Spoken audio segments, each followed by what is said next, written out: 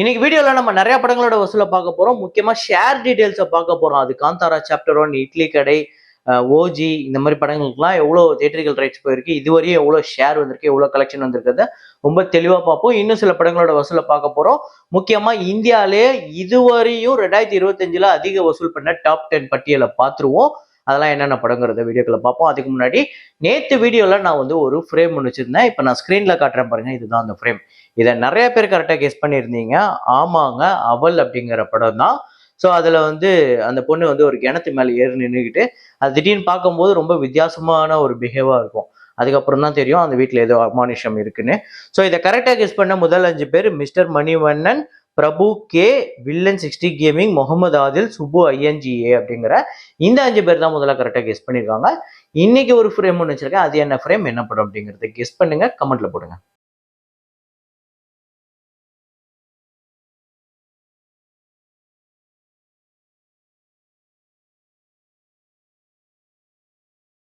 அக்ஷய்குமார் அவர்களோட jolly LLB 3 இந்த படத்தோட 25வது நாள் வசூல் இந்தியாவில் 36 லட்சம், உலகம் முழுக்க 41 லட்சம்.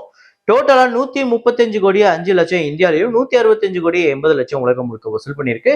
120 கோடி பட்ஜெட், 55 கோடி தியேட்டரிக்கல் ரைட்ஸ் போயிருக்கு. 88 கோடிக்கு மேல ஷேர் 160% இந்த படம் ரெக்கவரி பண்ணி வசூல் ரீதியா வெற்றி படமா அமைஞ்சிருக்கு ஜாலி எல்எல்பி 3.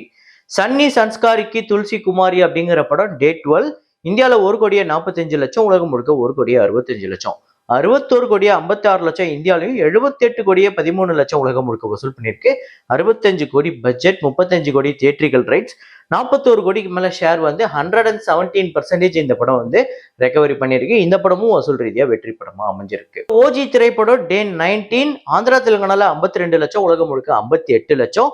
ஸோ டோட்டலா 198 கோடியே 42 லட்சம் ஆந்திரா தெலுங்கானாலையும், 300 கோடியே 99 லட்சம், கிட்டத்தட்ட 301 கோடி உலகம் முழுக்க வசூல் பண்ணியிருக்கு. பட்ஜெட் 250 கோடி, தியேட்டரிக்கல் ரைட்ஸ் 173 கோடி போயிருக்கு. ஓவராலா 170 crore கிட்ட இந்த படத்துக்கு ஷேர் வந்திருந்தாலுமே ஆந்திரா தெலுங்கானால இன்னும் பெரிய ஷேர் எடுக்க வேண்டியது இருக்கு. அதை வரப்போற நாட்கள் எடுக்குதான்னு பார்ப்போம். ஓவராலா 98% இந்த படம் ரெக்கவரி பண்ணியிருக்கு.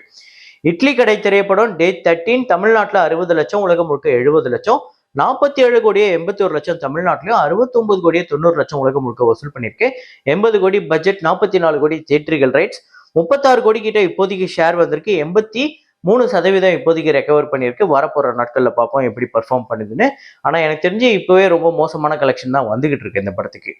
அப்புறம் காந்தாரா சாப்டர் 1 நேத்து 12வது நாள் வசூல் கர்நாடகால 5 கோடியே 69 லட்சம், ஆந்திரா தெலுங்கானால 2 கோடியே 25 லட்சம், தமிழ்நாட்டில் 1 கோடியே 77 லட்சம், கேரளால 1 கோடியே 65 லட்சம், ரெஸ்ட் ஆஃப் இந்தியால 5 கோடியே 15 லட்சம், ஓவர்சீஸ்ல 3 கோடியே 8 லட்சம், உலகம் முழுக்க 19 கோடியே 59 லட்சம் இந்த படம் வசூல் பண்ணியிருக்கு. நேற்று செகண்ட் மண்டேவுமே ஒரு பெரிய கலெக்ஷன் தான் எடுத்திருக்கு.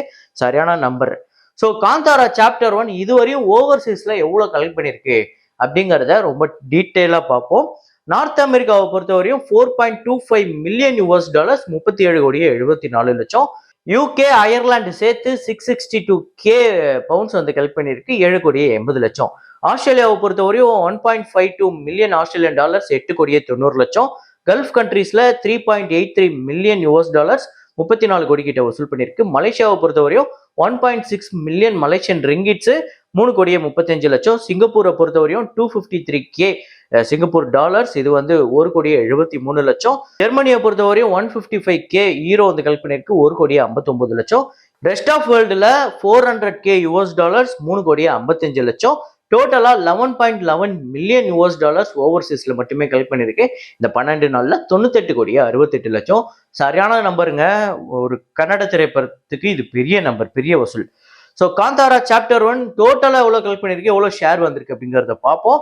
கர்நாடகால 176 கோடியே 8 லட்சம், ஆந்திரா தெலுங்கானால 91 கோடியே 59 லட்சம், தமிழ்நாட்டில் 51 கோடியே 84 லட்சம், கேரளால 44 கோடியே 69 லட்சம், ரெஸ்ட் ஆஃப் இந்தியாவில் 174 கோடியே 51 லட்சம், ஓவர்சீஸ்ல 98 கோடியே 68 லட்சம், உலகம் முழுக்க 637 கோடியே 39 லட்சம் இந்த படம் வசூல் பண்ணியிருக்கு. பட்ஜெட் 125 கோடி, தியேட்டரிக்கல் ரைட்ஸ் 220 கோடிக்கு போயிருக்கு.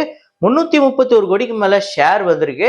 ஸோ ஒரு சரியான வசூலை வாரி குவிச்சிருக்கு. கிட்டத்தட்ட பர்சன்டேஜ் வைஸ் பார்த்தா 150% இந்த படம் ரெக்கவரி பண்ணியிருக்கு. நல்ல கலெக்ஷன் தொடர்ந்து எடுத்துக்கிட்டு இருக்கு.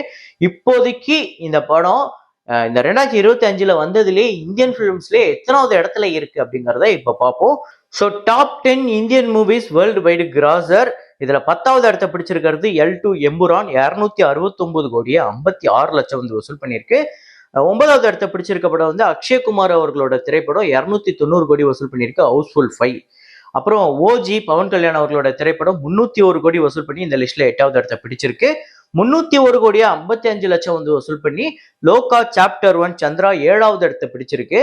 அப்புறம் மகாவதார் நரசிம்மா 325 கோடி 60 லட்சம் வந்து வசூல் பண்ணி இந்த லிஸ்ட்ல 6வது இடத்த பிடிச்சிருக்கு. வார் 2 362 கோடியே 30 லட்சம் வந்து 35 லட்சம் கிட்ட வசூல் பண்ணி 5வது இடத்த பிடிச்சிருக்கு.